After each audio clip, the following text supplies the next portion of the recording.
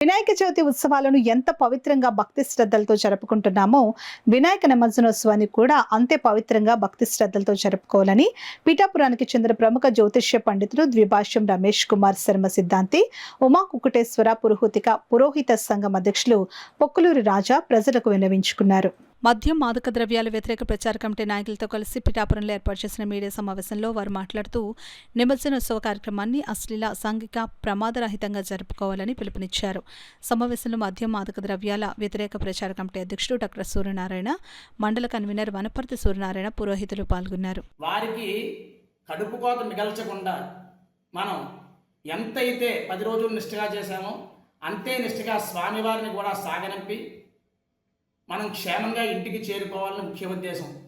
ఈ ఉద్దేశంతోనే ఈ జన విజ్ఞాన వేదిక వారితో కలిసి మా పురోహిత సంఘం ముఖ్యంగా బ్రాహ్మణులందరికీ తెలియజేస్తున్నాం.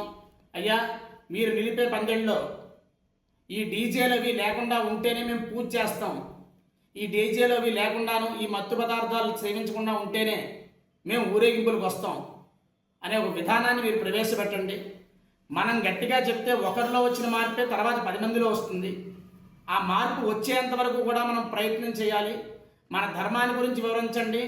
ఈ మాదక ద్రవ్యాల వల్ల మనం పడే అవస్థలు, తర్వాత కుటుంబం రోడ్డుమే పడుతుందనే వివరాన్ని కూడా వాళ్ళకి తెలియజేసి కాస్త జ్ఞానోదయాన్ని కలిగించి తద్వారా ఈ యొక్క దేవుడి యొక్క కార్యాలని చాలా పవిత్రంగా జరిగేలా చూడాలని చెప్పి బ్రాహ్మణోత్తములను కోరుతున్నాము.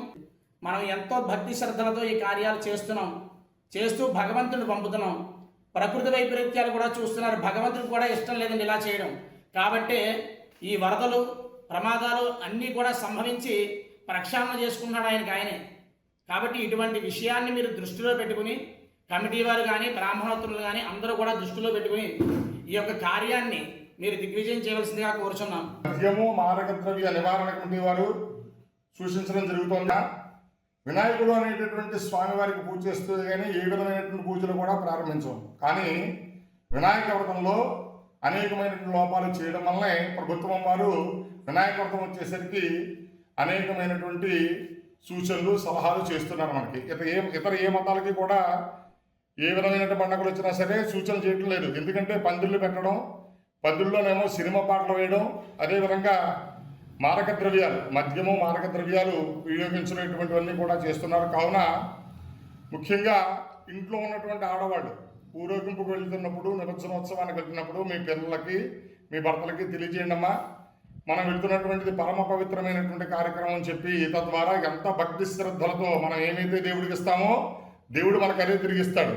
దేవుడికి నువ్వు భక్తిని ఇస్తే నీకు శుభాన్ని ఇస్తాడు. దేవుడికి నువ్వు మద్యాన్ని మానద్రవ్యాన్ని ఇస్తే నీ యొక్క జీవితాన్ని, భవిష్యత్తుని ఏ విధంగా చేస్తాడో మనం చెప్పగలదు, మీరు తెలుసుకోవాలి. కావున నిమజ్జనోత్సవ కార్యక్రమంలో అందరూ కూడా భక్తి శ్రద్ధలతో పాల్గొని భజనాది కార్యక్రమాలు చేస్తూ నిమజ్జనోత్సవ కార్యక్రమంలో స్వామివారిని అతి పవిత్రంగా నిమజ్జనోత్సవం చేసి స్వామివారి యొక్క అనుగ్రహానికి పాత్రలు కావాల్సిందిగా